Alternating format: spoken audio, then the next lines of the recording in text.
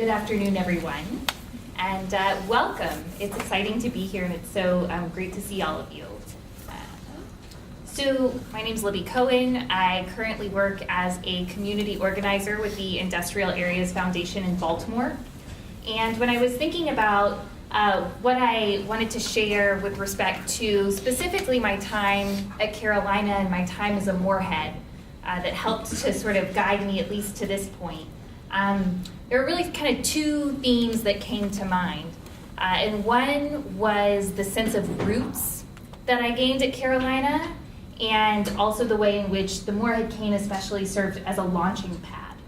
And when I think of a sense of roots, I think of my very first Econ 101 class, in which Professor Ralph Burns went up to the board, very first thing he did, and he started writing down all these numbers on the chalkboard. And they were numbers that had to do with the operations of the university. And it was the number of employees, and it was how much it cost to operate the facilities, and it was how much went into research, and it was how much we paid in tuition, how much came in tuition dollars. And through a series of calculations, he eventually came up with a number and he circled it. And it was a pretty big number. And he said, finally, this is how much the people of North Carolina are investing in you. To be here and be a student at UNC. So what are you going to do for them, both while you're here as a student and going forward? And that was a really powerful moment to me. It was my first introduction to the ethos of a public university and what that meant.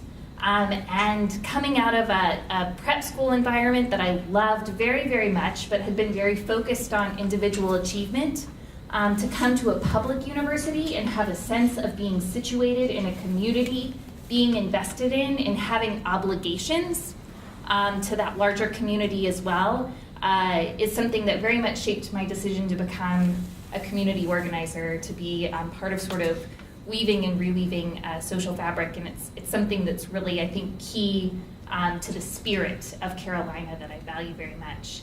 I think about this place as a launch pad largely because of the Morehead-Cain, and I came in one of those folks who was just really hungry to travel and to see as many countries as I could during the time that I was here, and sure enough, I was able to cover quite a bit of the globe. And it's one of the best parts of the scholarship, getting to work in different settings, work alongside different people, but also have the experience of having things that you do fail.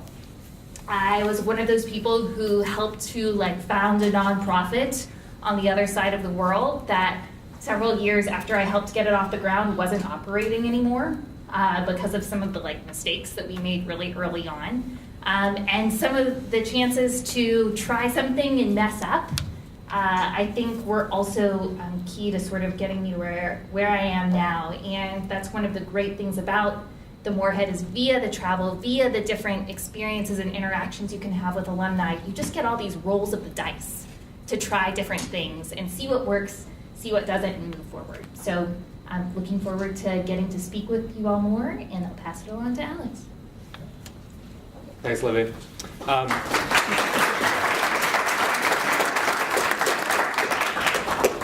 I was in a few classes with Libby while we were at Carolina. She's always one of the most eloquent in the class, so thanks. Anytime. Yeah. Thanks for setting the stage for me, the least eloquent in the class. My name's Alex Lim. I'm a British Morehead-Cain. Can I have a hands up for the Brits? Where are you guys? Hey, welcome to Carolina. It's your first time here, I'm guessing. It was my first time here when I came to finals weekend. So currently I work at a venture capital firm in the San Francisco Bay Area. It's called IVP. We make later stage venture capital investments in technology companies within the enterprise and consumer spaces. That means nothing to maybe a lot of you, so I thought make it a little bit interactive. How many of you have a smartphone? Okay, well, pretty much everyone. How many of you use Snapchat? Okay. How many of you use Twitter? Oh, less, much less. Snapchat's obviously the most popular one now. Clash of Clans. Anyone played that? Yeah. See me afterwards. We can join a clan together.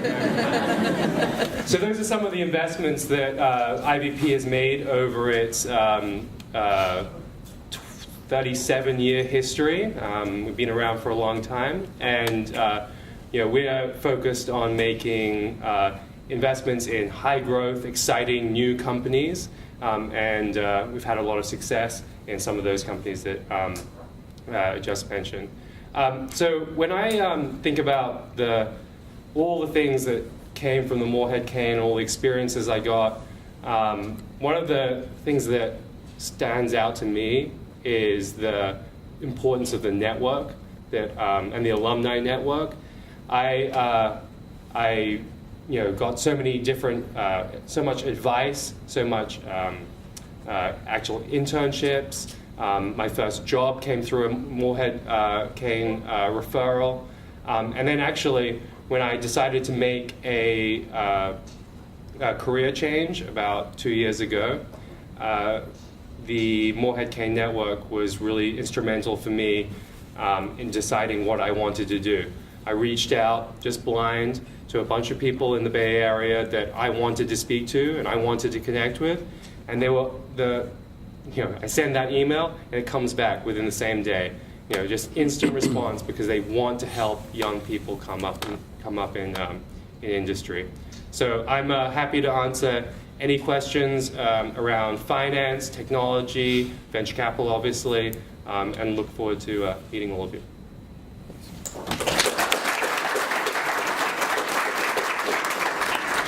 Thanks, Alex. My name is Brian Strong from New York, New York. I am a director with our global corporate communications group for Nike, class of 2000. This is probably the best you'll hear my voice all weekend after the game tonight. So ask your questions today, if possible. I think one of the biggest things that I gained from the Carolina experience and the Morehead-Cain experience was the creative confidence to explore. I think, I probably stepped into the chairs that you're in right now, and even potentially still at the time that I was, maybe coming out of school, trying to figure out if there was a linear path to this very direct result that I thought I had in front of me. We all grow up being asked what we want to be. A lot of times, the default answer was lawyer, doctor, and, you had a particular school in mind. The Morehead-Cain really, the diversity of experiences that drove a creative confidence in me, I think, were the most important things. It wasn't just about the internships or the corporate side of the world. It was about leadership, going out and exploring yourself. I spent time sailing in Hurricane Island, Maine, stranded on an island by myself on a solo for a couple of days, which is a place that I had, before I went, had no desire to be. But this place, forced me to take actions that I didn't even know were good for myself sometimes, to reach and go do great things. And I say all that to say that, my career based on a broadcast journalism major here at Carolina, which I thought had me on the path to being an on-air talent on the news one of these days, has now landed me in the chair in my corporate communications role at Nike, right? Sometimes there is a different or circuitous path to growth or to a goal that you don't realize is there in front of you. Every single day, I rely on the things that I learned in my news writing classes in journalism school for the work that I do today. The way we message at our brand, with concision, with a point of view, with an active voice. These are the things that were taught to me in a news writing class that provided an F for anyone who'd use a helping verb, I think. I can't remember what journalism class that was, but it was rough. So when I stepped out of school and I was the kid at CBS Sports as a researcher who was running the ticker on the bottom of your football game, if you don't think that helped me, make sure that to recognize the priority of accuracy and clarity. It's the professors, the people, that at this school that brought me, an advanced sense of how to run my life in that sense as a professional. And then have the creative confidence to go like, hey, I want to leave CBS Sports and go into the communications field and take that kind of leap and build on that, go start my own agency, and then go do the work that I do at Nike now. So look forward to everybody's questions, but really, really humbled and honored to be here.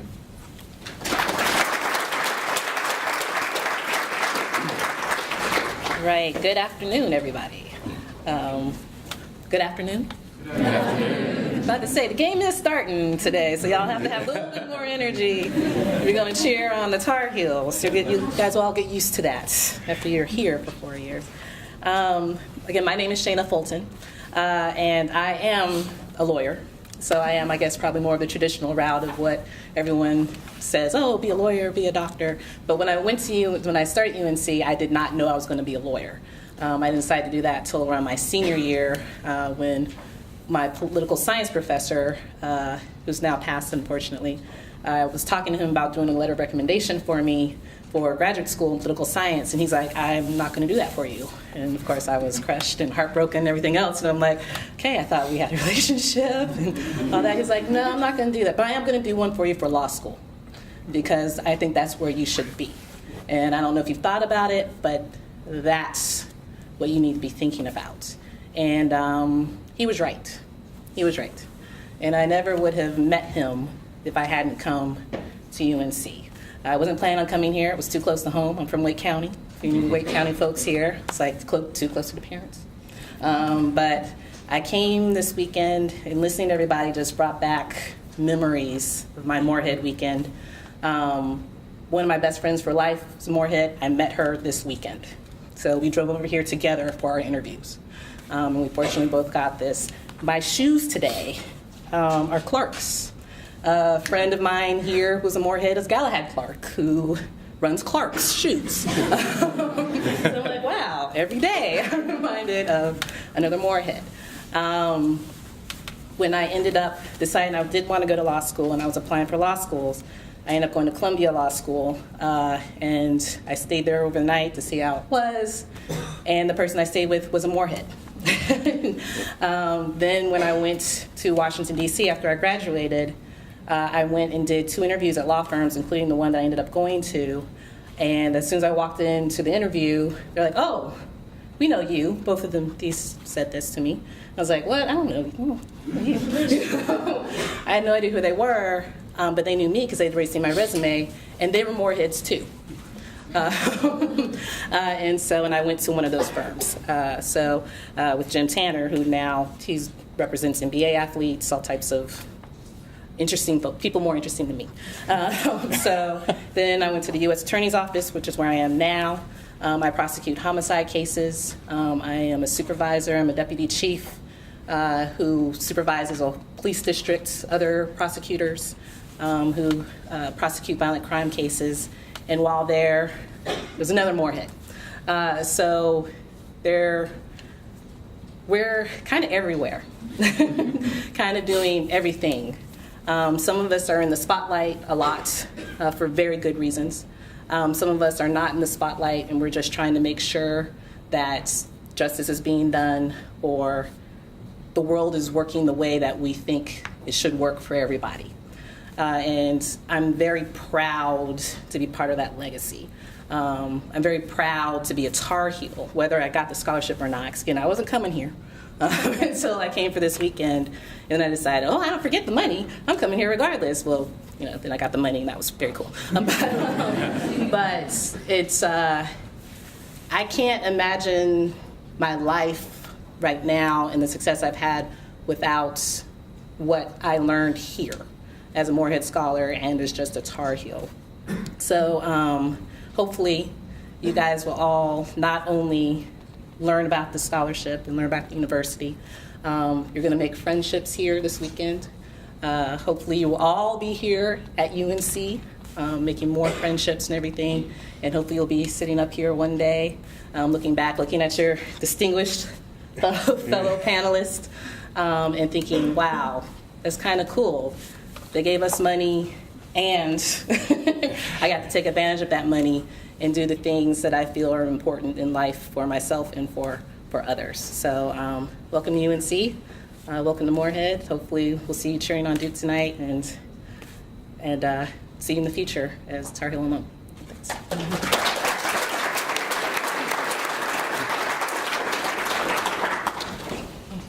Good afternoon. In case you're wondering where I am in this order, you probably could tell that I'm the oldest in the group, but my story is remarkably similar in themes to the ones that I've heard. And I'm just share a few bits from my particular path. Two themes. Two things happened when I came to Carolina, two experiences that I had that I don't think I could have ever had anywhere else. It transformed my life. One was it just blew open the doors of opportunity and perspective. I saw things and met people and did things that I never had done before, and that just expanded my mind in huge ways.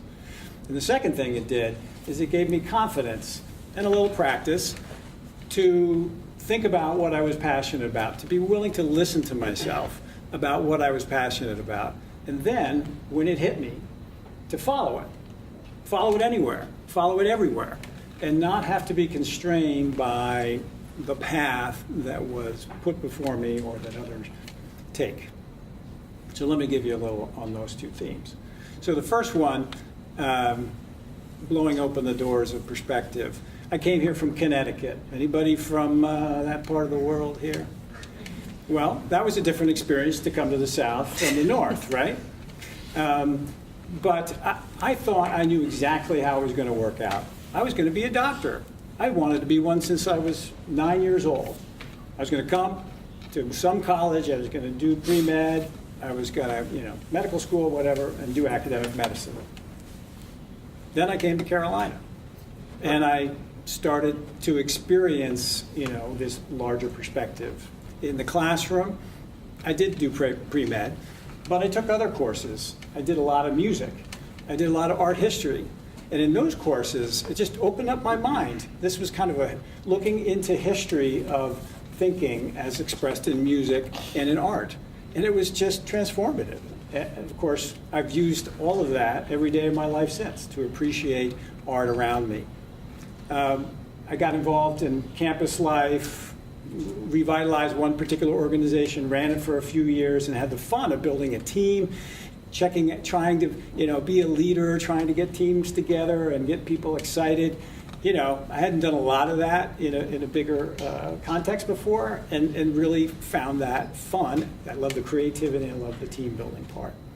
And then being part of a global community, wow. How are you going to do it any better than this?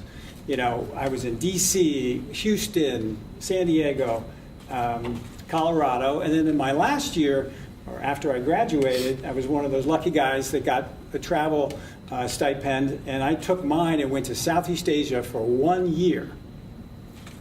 And I won't tell you how much money it was, but it wasn't very much for a whole year. But I went to every single Southeast Asian country, and I basically lived in the context of the people and spent time learning about both Eastern religions and Eastern medicine as it applies to Eastern medicine, basically. And so by the time I was finished with this, my head was exploding. And so that was the first thing. It opened up my eyes. Then the second thing, it kind of gave me the launching pad, which was said so nicely earlier. So I'm now in medical school, and I'm having a hard time learning everything. It's just a lot of material. I can't remember it. I don't have a photographic memory, and I thought I was the only guy with a problem. So I started organizing information in my own way in order to be able to get to it, to learn it, and to be able to get back to it later. And my friend said, hey, let me check that out. Oh, that's pretty good. Can I make a copy for me? And it was a first print, then software. And before I knew it, things just started to grow. It was not just my friends, it was my colleagues, it was my department, it was my school, it was my university, and eventually, with the internet, became kind of international. And in that whole process, I just followed this problem. How do you help doctors stay up to date? How do you get them to answer questions at the point of need so they make the right decision? And that was the problem that just grabbed me. So, yeah, I did all this training in medicine. I was going into academic medicine. So what did I do? I went back to get a computer science degree. I developed some software and did the technology transfer between the university and a corporation, and had the fun of learning what that was all about. And then I eventually started my own company, focusing on this problem and raising money and getting the best people and trying to motivate and innovate, etc. So the lessons for me, going back to the start, is number one, if you come here and if you get the scholarship, or even if you don't, it's going to blow the doors open for you. And that's great. That is the most wonderful thing, a gift of life, and particularly where we, in this time of history and in this country. That's the gift.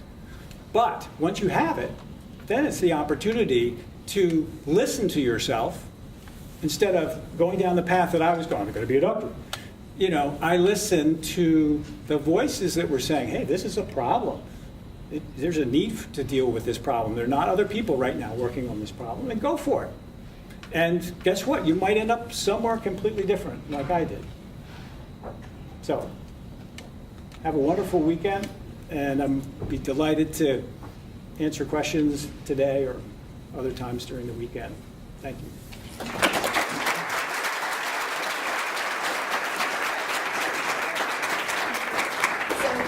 What we'd like to do now is, of course, take the conversation where you want to take the conversation, ask questions of individuals or the whole panel, and maybe one or two of them can answer. Not everybody can get stuck on one question, but you keep the mic and maybe just pass it around Sure. as you feel moved to do so. But who has a question to start? Yes. So, which one of your summers did you find to be the most inspirational?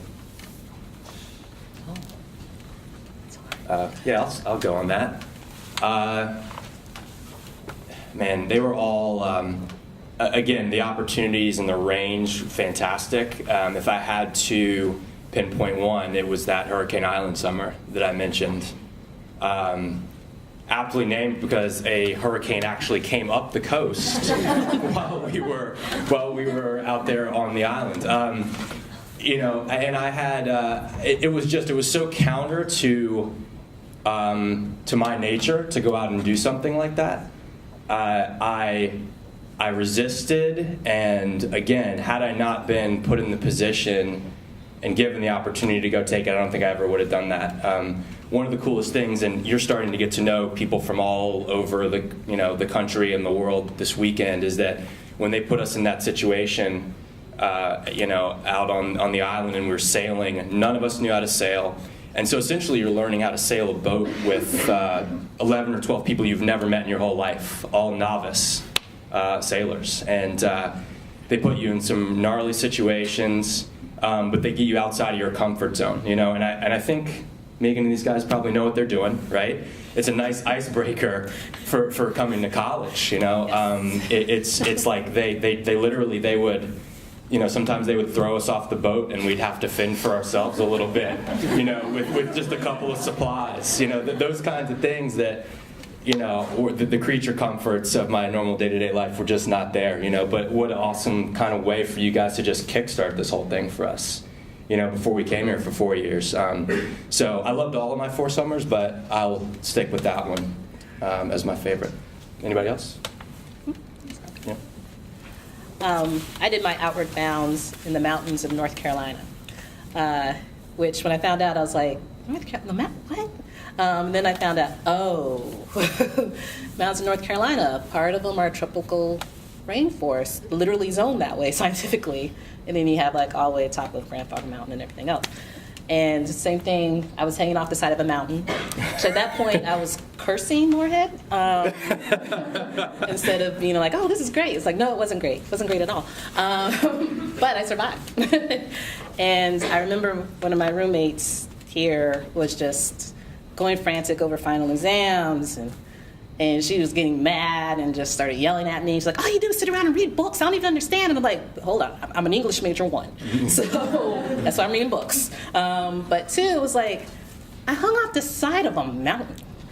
You know, like, there's nothing else anybody can do to me. I hung off the side of a mountain. So that was very inspirational for me. Also inspirational for me was my trip to South Africa, which I did for my senior year. And I was teaching at a school. It was about 4 years after the end of apartheid.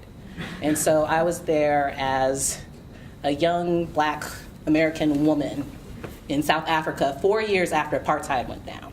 And I was not in Johannesburg. I was not in Cape Town.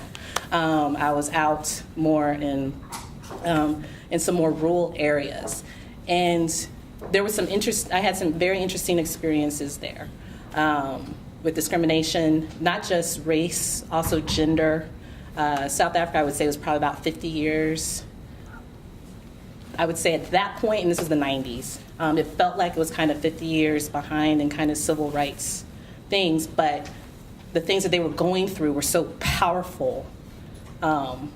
And to watch the people come together and still survive, thrive, work through their issues was so inspirational to me. And it kind of made me look at human nature, the United States, the world. You know, it kind of made me grow up a little bit in thinking about the hardships of life, what's really hard, how hard it really is for people to come together. But it also showed me, but it can also be so easy for people to come together. You know, and so that I kind of carry with me a lot. It's now been almost 20 years since I did that. Because like I work in criminal justice issues, there's a lot of issues there, race and gender issues, and people need to come together, even if we're on different sides of the aisle and everything. And I always think about, it's like, this is, we can do this, you know? We can do this, and everything. And so I'll never forget those experiences. So hanging off the side of the mountain and then being thrust into issues that are just as relevant here and seeing what type of impact you can actually make. That's what I still carry with me. So, see. Yes. Can you talk a little bit about the degree of support that you received while you're in Morehead as here, not necessarily like financially, but maybe like in the sense of like mentorship? Got it. Sure. Okay. Yeah, I'll speak specifically about getting support from the Morehead-Cain staff. I don't know if they still do the same structure, but when I was there, we had an advisor, a Morehead-Cain advisor, who began to work with us freshman year and stuck with us all the way through graduation. And that became a really important sort of point of like reflection and thinking about next steps, what else you'd like to try, encouragement, so the advisor was a really key point of contact. That said, if you really wanted to see Chuck, you could see Chuck probably, and Megan as well, or just everyone knew your name, which was pretty amazing. When you walk into the office. Anytime you would walk into the office, it seemed like everyone knew your name. And especially coming from out of state, not knowing a lot of people, to instantly feel like I had a place that was a home base was really meaningful. A last point on the advisor, so after I finished here at Carolina, I ended up going to Oxford on a Rhodes Scholarship, and I applied for the Rhodes in large part because of the encouragement of my advisor. I'm not sure that's something I would have necessarily come up with or put myself forward for on my own. So those people can be really kind of critical perspectives on your life. I'd add one thing to that, which is one of the best support networks that you have while you're here at Carolina are the other people in this room sitting in these chairs. It's the fellow scholars that you join with. They are brilliant people, every single one of them. You know, they have diverse interests. If you're interested in a particular, you know, piece of academia, a particular subject, you know, you want to do some research on a potential summer opportunity, you know, you reach out to your fellow classmates, not just within your year, but, you know, years above as well. Some of my closest professional contacts are Moreheads. You know, we stay in touch on, you know, very regularly because we have a shared history, we have a shared experience, and I rely on those people every day, or every week, for mentorship, for support, and I try, you know, when it comes up, I try to dole it out a little bit as well. If someone comes to me and says, you know, I'd love to learn about, you know, a particular company or, you know, a particular investment style, we like to share all of those things. It's a shared network of knowledge and support that comes with the Morehead Scholarship. Another question? In the back, all like that. So you guys have all talked about like your intellectual and career-based opportunities. What do you think is the biggest character building or like personal connection type component of the Morehead-Cain curriculum? Wow.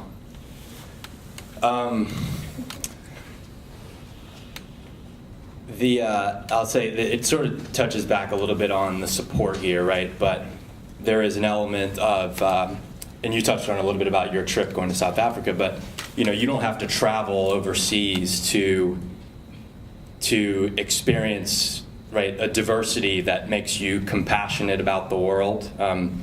You guys look across the room right now, right, and you see a group of experiences that are very, very diverse from very, very different places.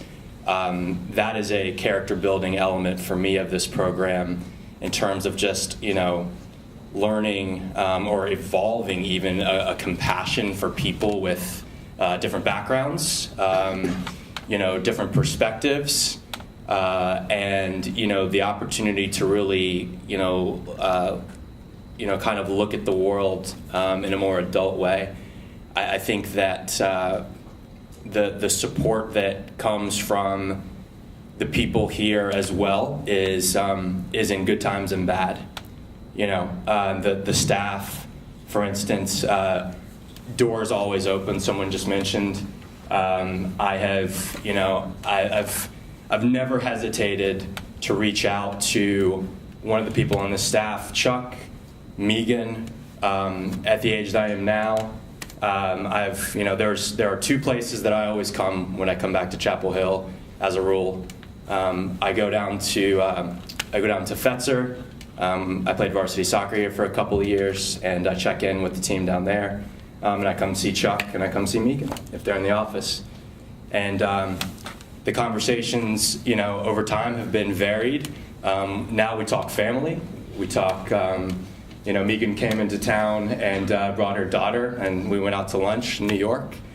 You know, but I'll just say that compassion piece, it sounds a little fluffy, but you get that from listening to and sharing experiences with other people in this room. And it starts with the staff because they are so doors open, so open to a myriad of challenges, interests, opportunities for you, that I think it kind of forces you to, you know, it's really hard not to be kind of sensitive and open to the world and compassionate about it when you get that as a principal here from, you know, from top to bottom. So that's what I think.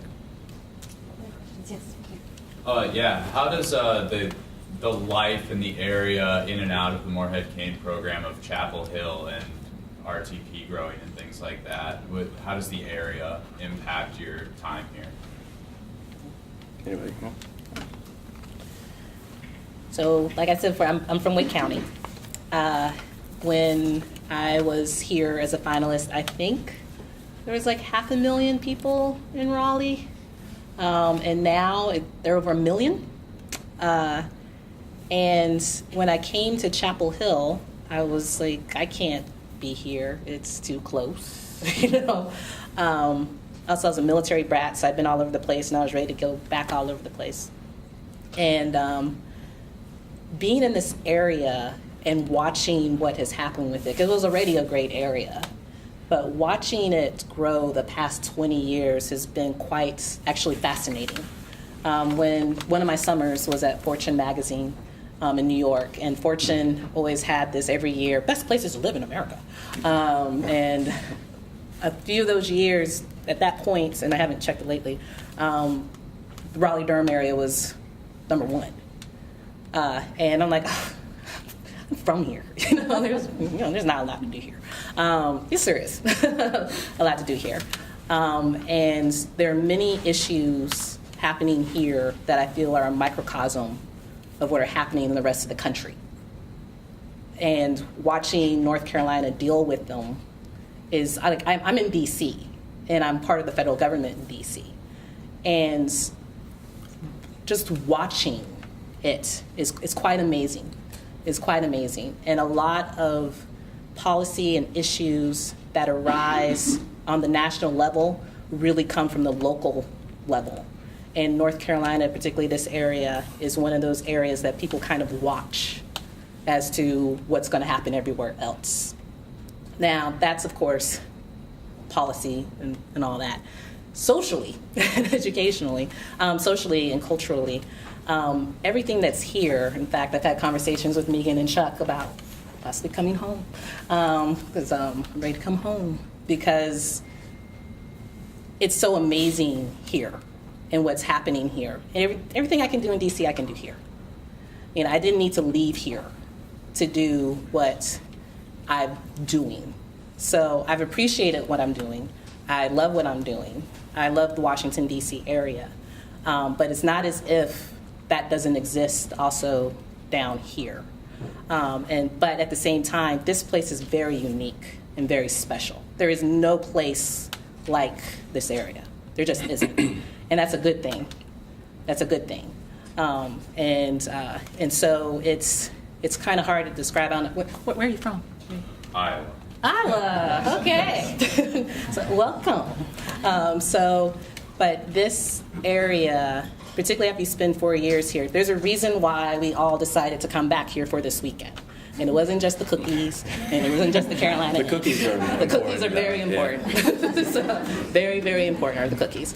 But there's a reason why UNC alum keep coming back here. There's a reason why when you go to other parts of the country, people are wearing Carolina gear. And it's not just because Carolina blue's a pretty color, though it is. And I don't think that's replicated other places. And you just can't leave here. You just can't. And you're always going to want to come back. Though you're from Iowa, and I know there are many folks here who are not from North Carolina. I'm not originally from North Carolina. I was not born in North Carolina. But I will be a Tar Heel dead, as one of our fight songs say.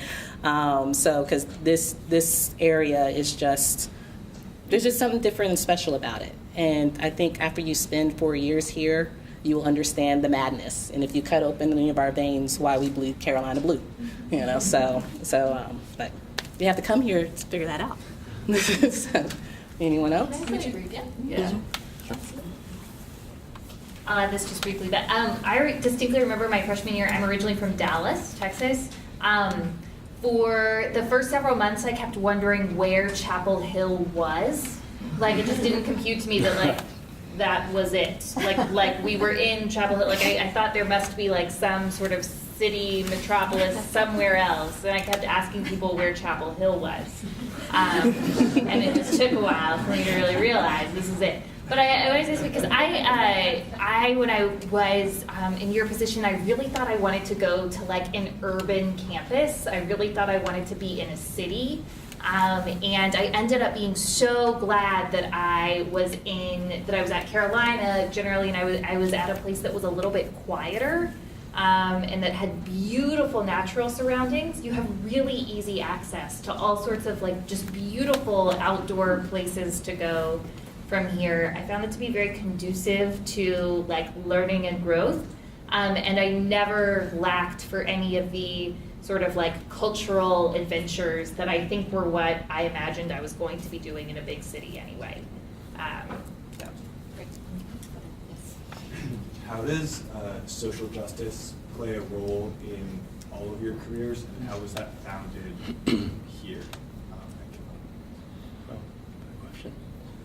Should we go down the line? I do it for a living. So. You haven't had anything yet? You want to jump in here? Sure.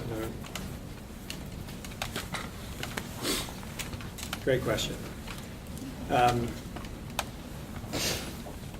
think it was mentioned earlier, but what you learn in a place like this and with the colleagues you have is fundamental respect for all your fellow human beings and other beings, actually, if you go take it that far.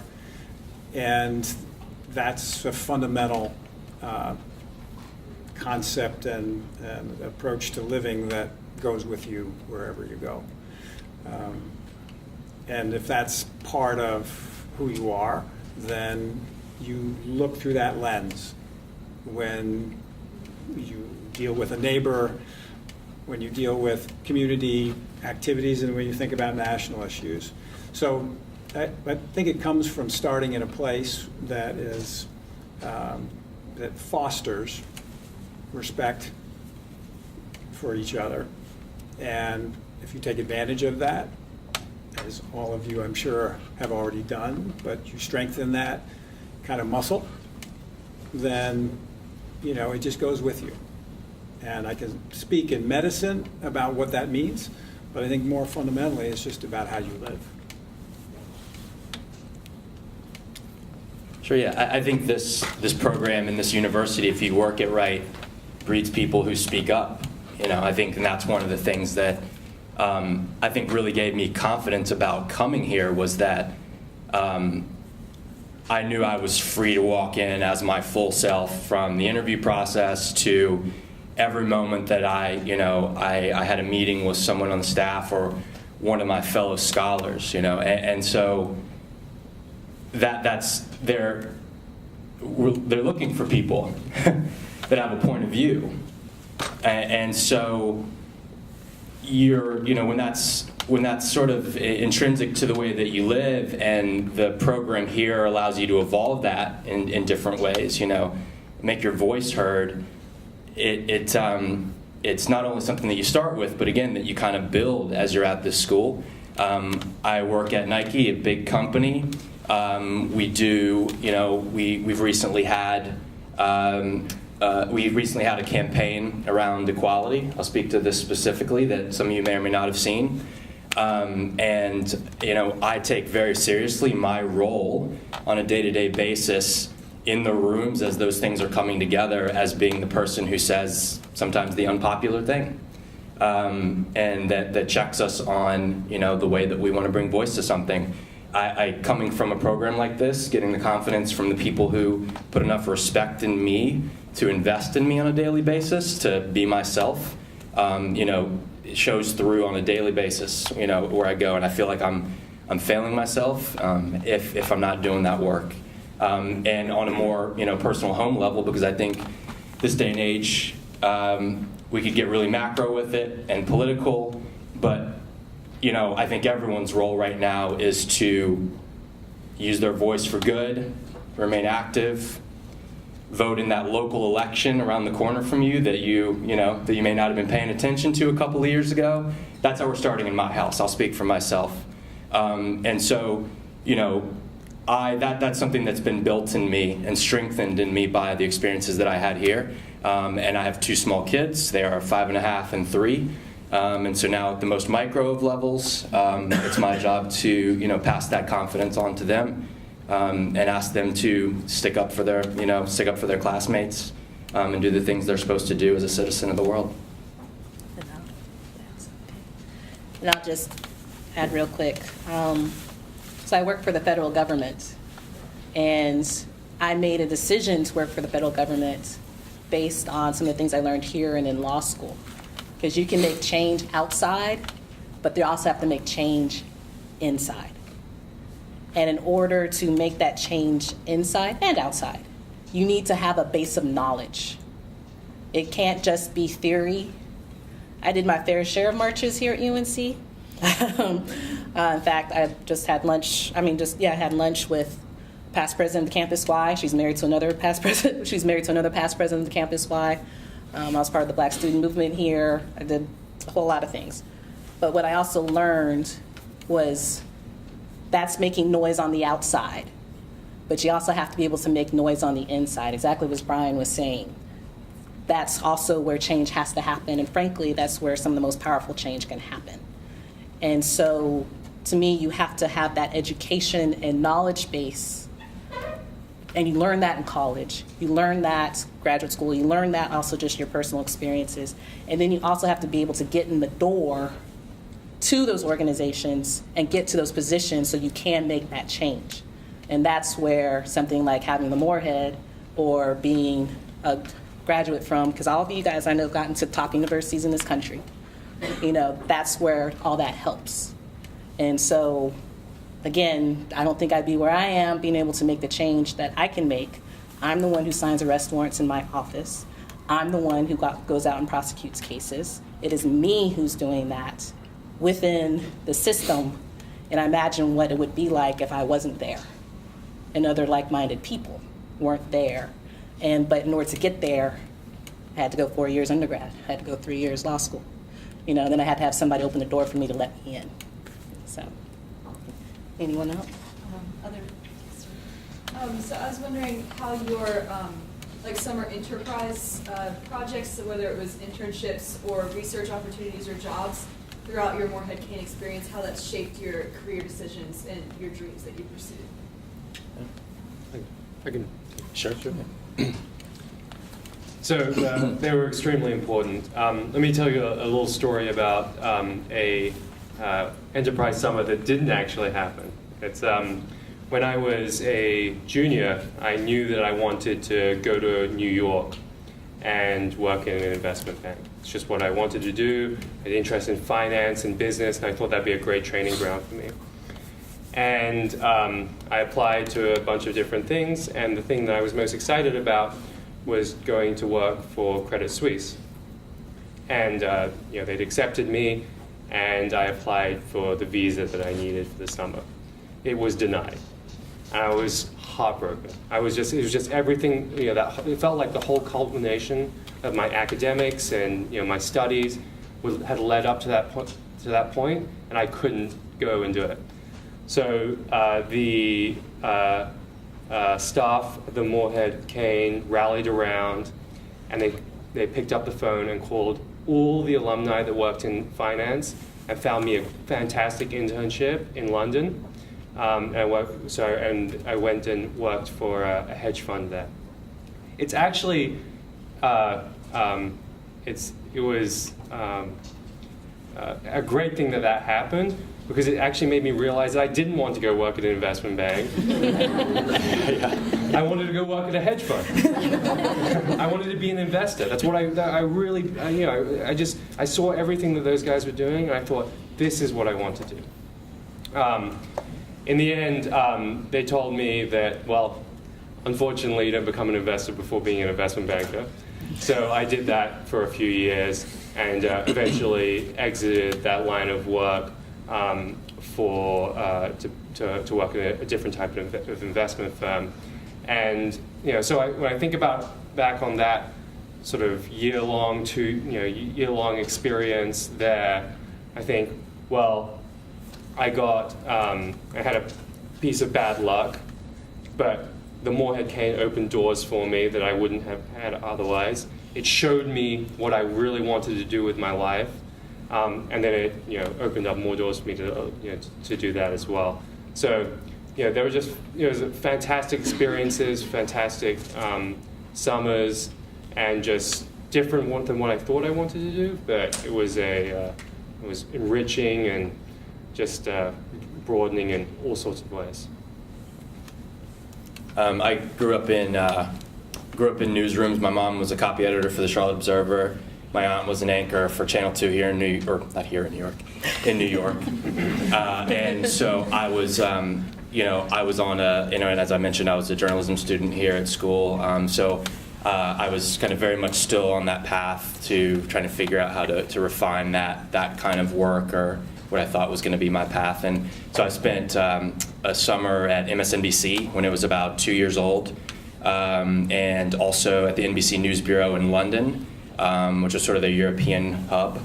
And I can say that even though I don't sit in, I don't sit in a news organization today, it did a lot for me in terms of learning to work in bigger groups. I sat in a lot of production meetings, watching people parse the different story angles of the Clinton-Lewinsky scandal, which is well ahead of a lot of your times, but, at MSNBC, and that's, yeah, exactly. I have no idea what I'm talking about.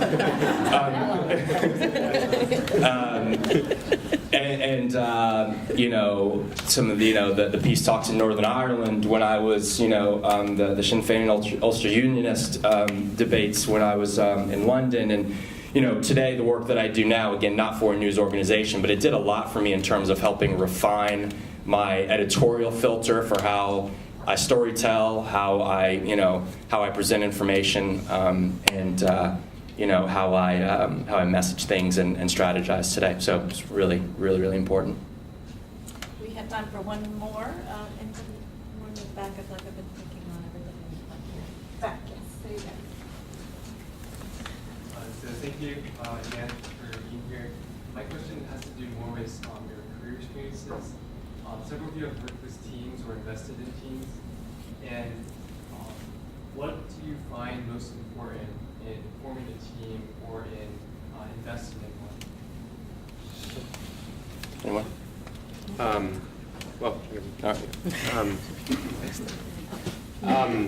Well, there's a lot of different facets to it. When I look at, for example, like a management team, which is a form of a team, we look for excellence in all things they do, high intellect, great experience, all of those things. But there are softer things that you don't, if you were just to read their resumes, you wouldn't necessarily pick up on. How they communicate, how they deal with issues with each other, how they problem resolve, how they deal with their employees. There's lots of different things that go into it, and I think that the team experiences that I had while I was at Carolina gave me a lot of insight into how a team should function.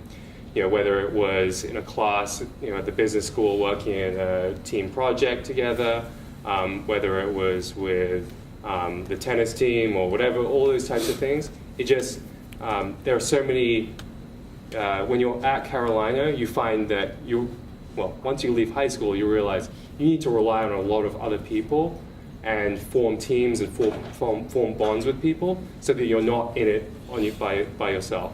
So I think that I learned a lot about how a team should function from some of the experiences and things that I did while I was here at Carolina, and it's helped me invest in teams. It's helped me nurture the team that I work with today internally at my firm, it's just been very important to have that experience. So a lot of the work I do as an organizer is actually creating teams and then aiming those teams at a particular goal or target. And I think the most fundamental ingredient of any of those teams is trust. If you don't actually trust each other, at least with respect to the goals of that team, then you're not going to get very far. So we spend a lot of time understanding one another's interests to the extent that we can trust one another to work together towards the goal of this particular team, and we know why the other people are going to also be as invested in that as we are. Without that, it doesn't really work. Bill? Yeah. Just final. Well, I didn't know that I would have this experience kind of where I was starting out, but by virtue of starting a company about 17, 18 years ago, I had to do just that, was sort of build a team from the ground up. And I had not gone to business school. I hadn't, done a lot of organizational theory. I didn't, it was sort of seat of the pants. What I've come to learn over time is pretty simple. Find people who have, intelligence, passion, and compassion, and then let them loose. Obviously within a structure where you have shared goals. But ownership, giving people ownership, is one of the most fundamentally empowering things you can ever do. I feel like most of the people that I hired in the senior management of my team have been with us for 17 years. And each one of them, it's a team of rivals, if you've read that book about Lincoln and his cabinet.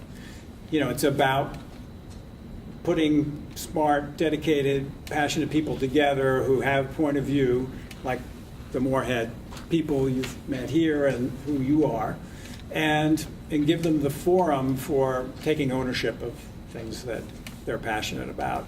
And to me, that's the best way to make progress and find personal happiness.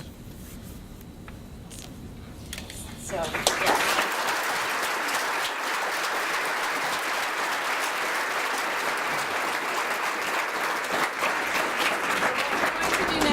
Announcements for you and a couple of other quick little things. We are going to ask our panel to step aside but to stick around, because I know that you may have some questions you had wanted to get to, and then you might want to tackle one of them before they leave this afternoon. So they'll stick around, leave the front, and then we'll make a few announcements. And let's give them one more round of applause.